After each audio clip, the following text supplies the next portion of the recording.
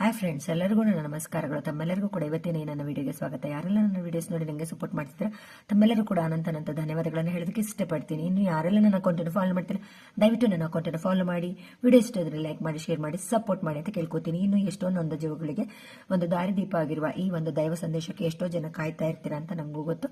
ಇಷ್ಟು ದಿನ ಕಾರಣಾಂತರಗಳಿಂದ ನನ್ನ ಜೀವನದಲ್ಲಿ ಉಂಟಾದ ಅನೇಕ ಏರುಪೇರುಗಳಿಂದ ನಿಮ್ಮ ಜೊತೆಗೆ ಕಂಟಿನ್ಯೂಸ್ ಆಗಿ ಕರೆಕ್ಟ್ ಇನ್ ಟೈಮ್ ಅಲ್ಲಿ ನಾನು ವಿಡಿಯೋಸ್ ಮಾಡಕ್ ಆಗ್ತಾ ಇರಲಿಲ್ಲ. ಇದ್ರ ಬಗ್ಗೆ ನನಗೂ ಕೂಡ ಮುಜುಗರ ಇದೆ.